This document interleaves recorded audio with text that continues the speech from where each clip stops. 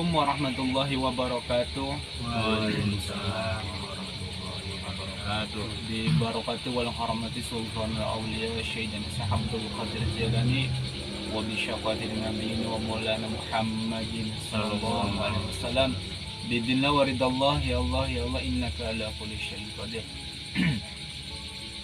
Alhamdulillah teman-teman, pada kesempatan malam hari ini kita nggak ngebolang ya, kita mau ngobrol-ngobrol santai begitu sama Mamang selaku guru di sini, dan juga sama teman-teman yang lain, ada Bung Rafi, ada Ari selaku santri anu hiji Banten, selaku santri.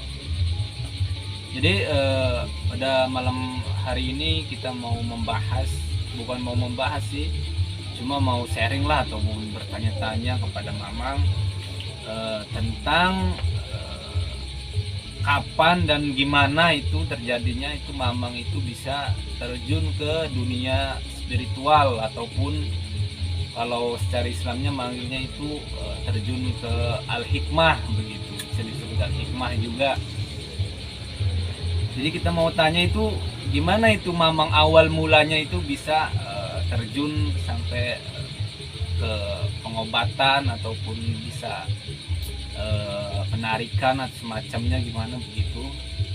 Dan kita mau bertanya kepada Mamang, silakan Mak, ceritakan awal mulanya gitu.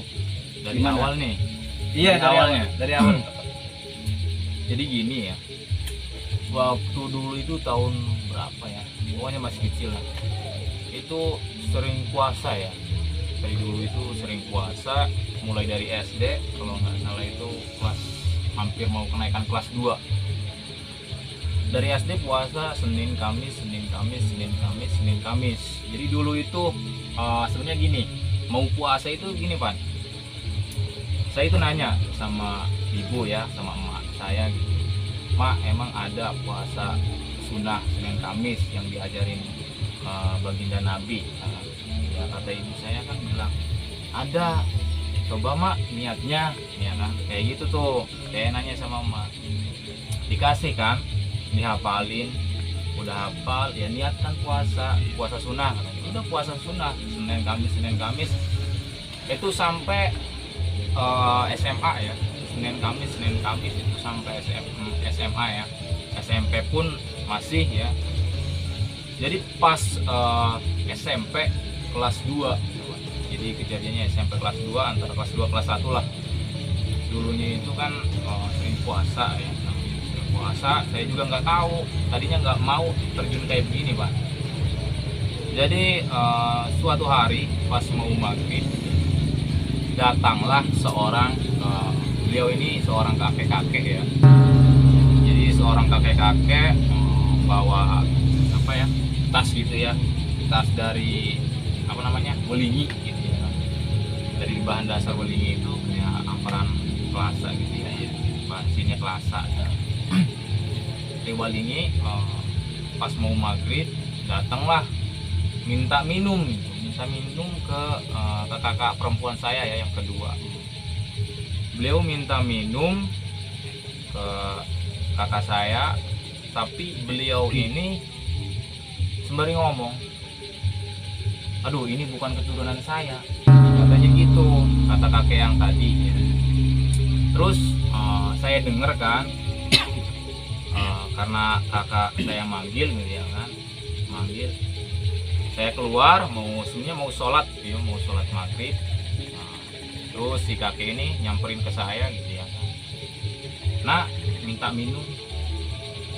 Oh ya Pak, bentar dikasih, kan saya kasih tuh air minum ya, segelas. Bentar ya Pak, bentar ya, saya mau sholat dulu. Tinggal sholat ya kan, sebentar 5 menit. Di situ juga ada kakak ya di luar, kakak perempuan saya. Jadi terus si kakek ini tiba-tiba nggak ada Pak. Saya nanya ke kakak saya, Kak, kemana nih kakek-kakek tadi? Baru juga jalan itu, pas dicari nggak ada. Tapi bilangnya saya ini keturunannya gitu ya.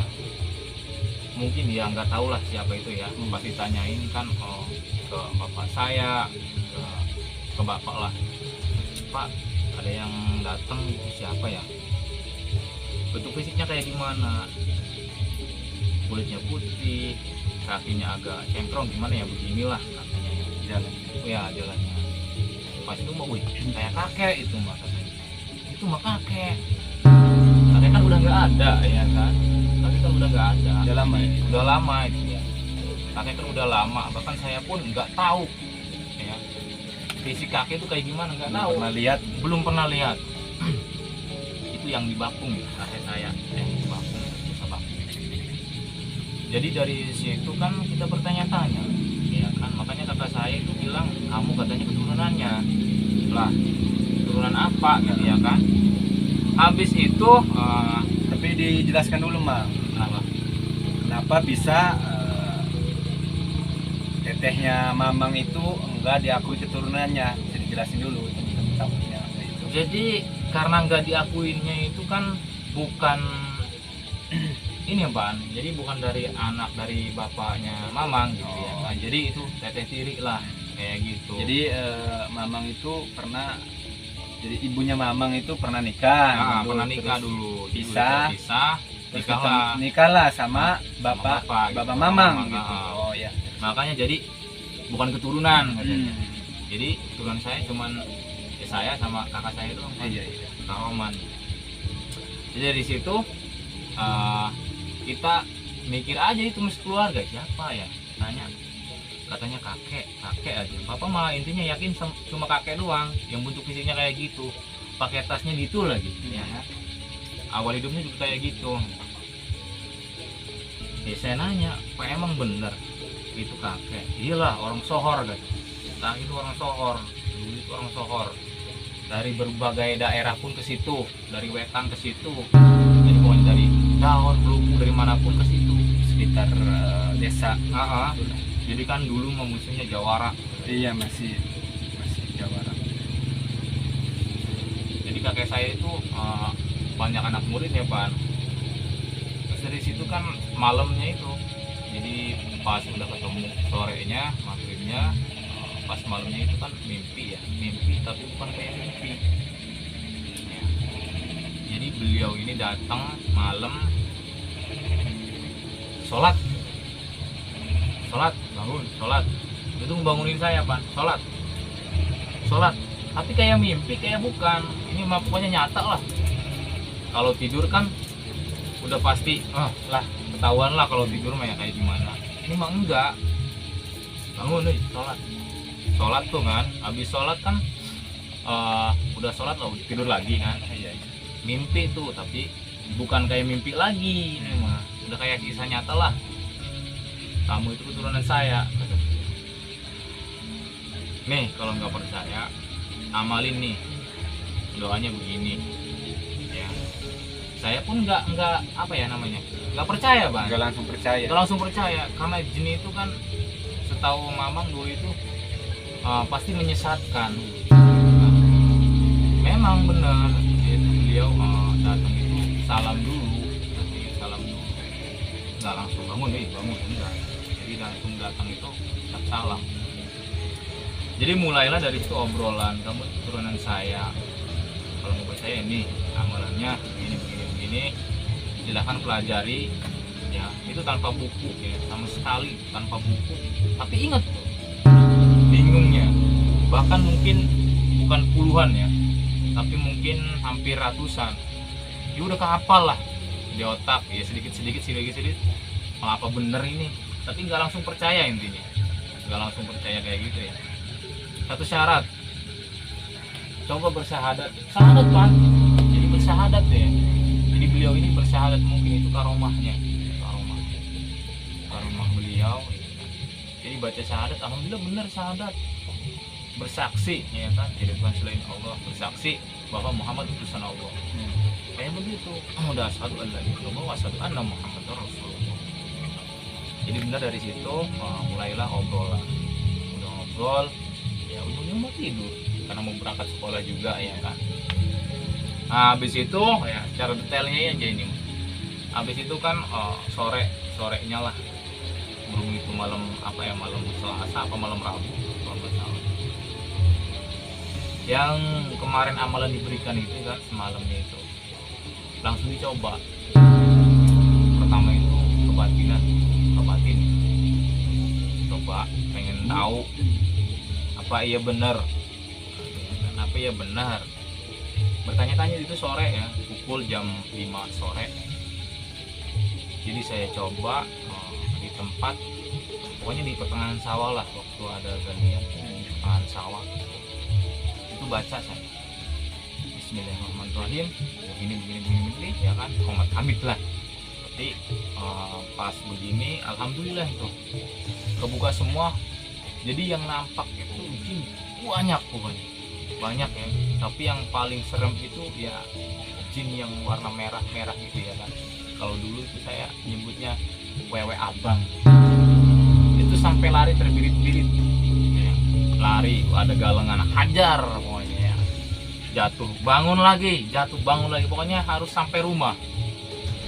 Tanyain lah, udah sampai rumah, udah ngos-ngosan, tanyain sama ibu saya, kamu kenapa ngos-ngosan? Ma, saya bilang, saya lihat jin, no, wewe abang, unjuk banyu, mak, ya kan, minta air gitu ya kan, minta air, karena kehausan, kaget juga ya teman-teman. Jadi ya diberikanlah sama ibu, sama saya, udah diberikan, tetap masih ngelihat aja ya, melihat itu nggak bisa tidur semalaman pokoknya nggak bisa tidur.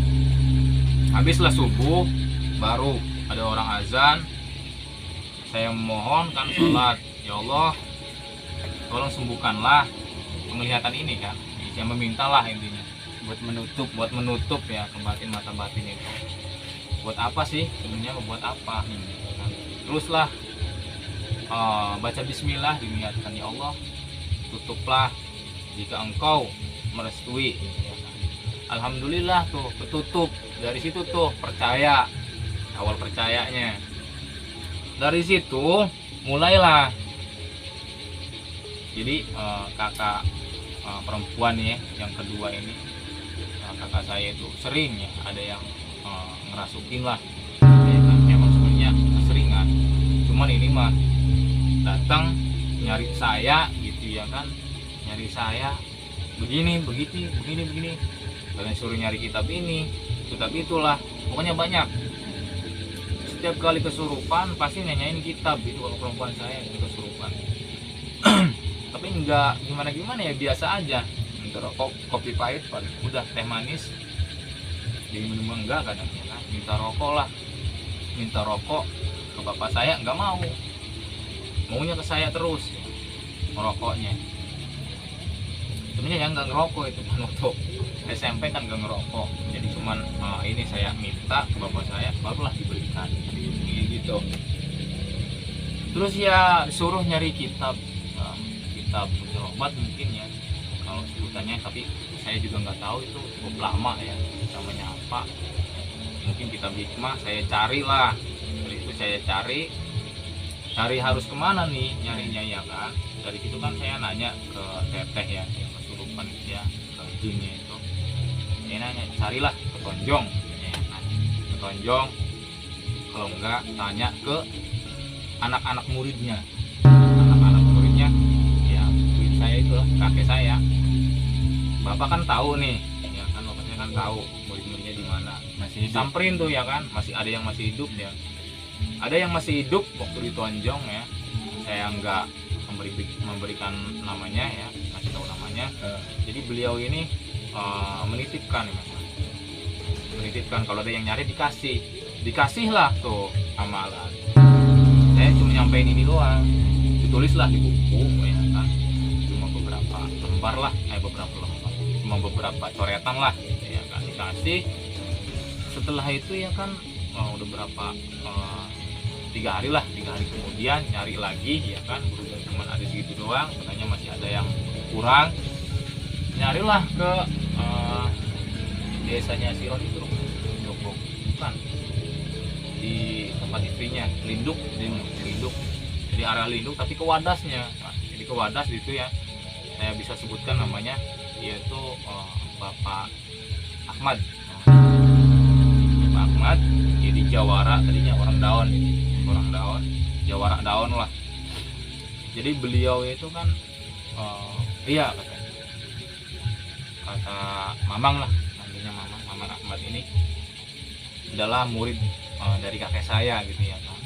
Samperin, nanyain kita, memang anak kitabku, cuman nggak dikasih ke saya, mungkin ke orang lain. Udah dikasih duluan, nggak dikasih, kalau dia nggak dikasih mungkin ke murid yang lain gitu kan. Tapi beliau menitipkan ya kan, Haji Braja Musti. Jadi ini nih puasanya 7 hari 7 malam katanya, sampai kencing pun darah katanya. Jadi emang benar beliau memegang tuh ajian itu ya, ketika Braja Musti sebutnya.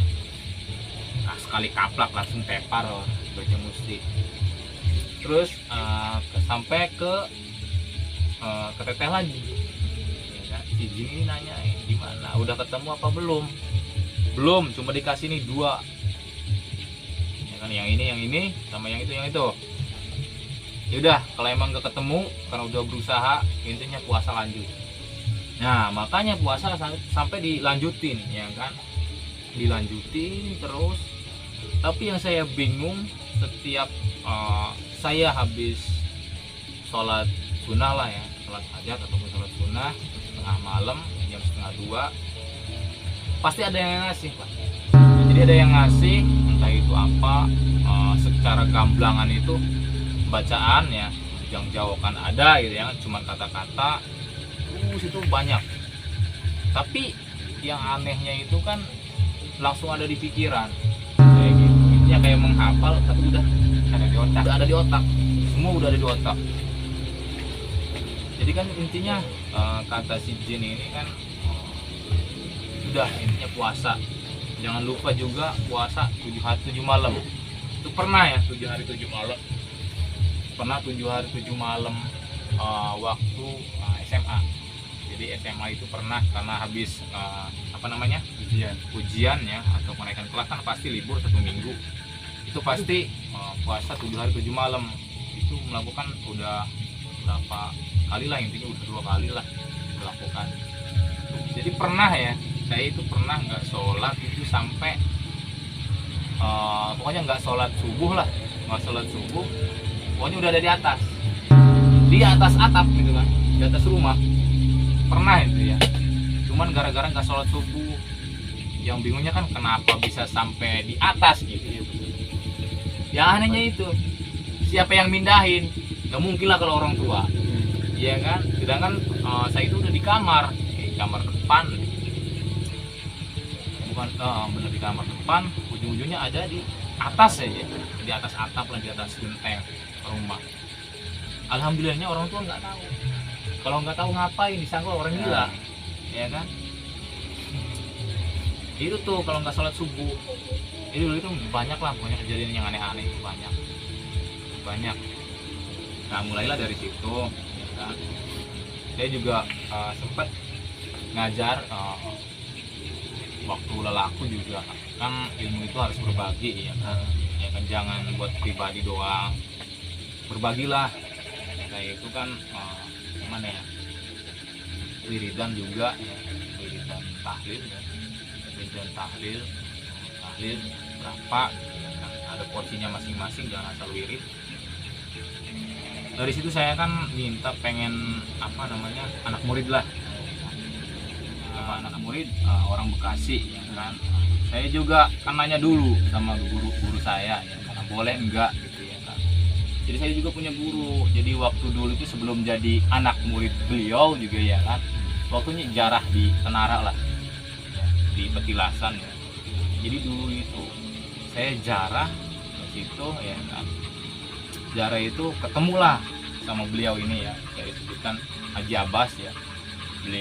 Kata beliau waktu ketemu, assalamualaikum kan, waalaikumsalam, saya jawab, kamu ini ada apanya begitu ya kan. Kata beliau, kamu ikut ya, mampir ke rumah ya.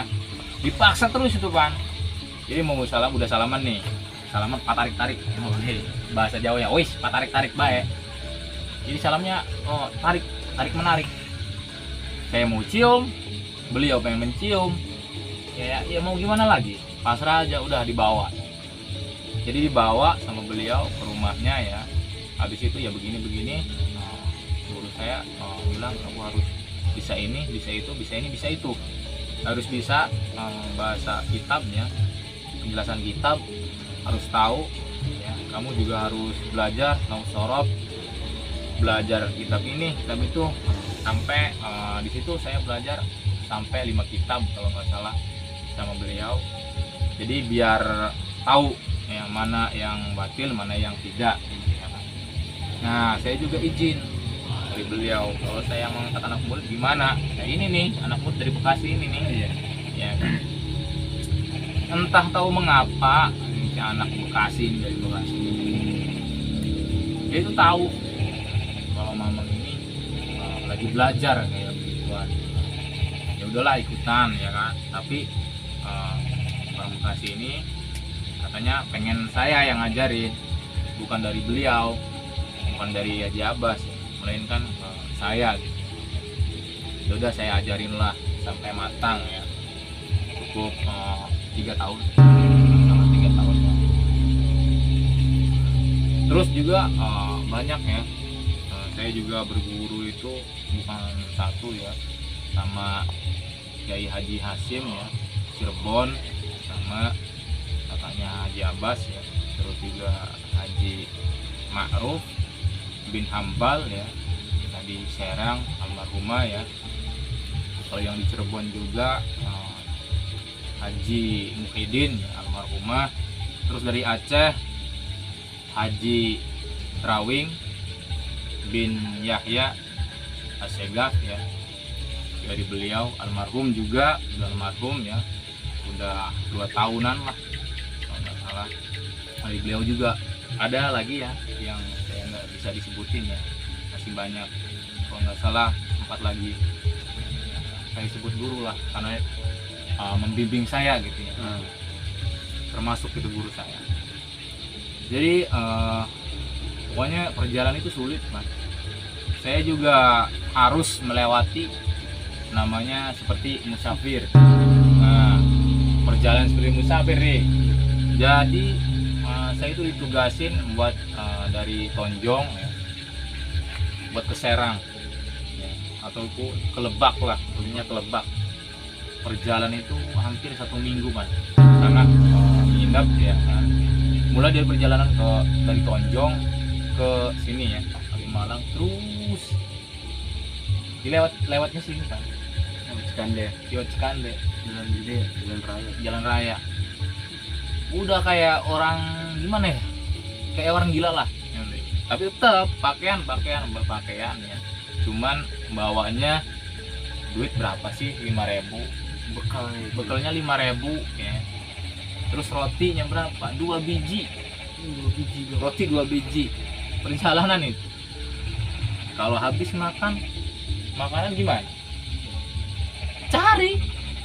carinya itu ya bukan namanya apa ya, ke rumah-rumah bukan, jadi ke warung ataupun ke tukang nasi padang ataupun ke tukang nasi goreng, tukang bakso. Jadi apa namanya, melamar kerja lah. Ada yang bisa dibantu mungkin nyuciin piring kayak gitu ya kan, dapat kan bakso semangkok ataupun nasi goreng piring kayak gitu. Jadi ngalamin itu sampai sana lah gitu, sampai ke beliau ya. Ujung-ujungnya apa, di sana disuruh nyuci motor. Sampai sononya itu Bang. Sampai pernah disangka maling. Kamu orang mana? Orang Tonjong, mau nyari beliau, saya sebutnya. Beliau lah. KTP-nya mana? Tanyain KTP, padahal belum punya KTP ya kan. Itu waktu SMA.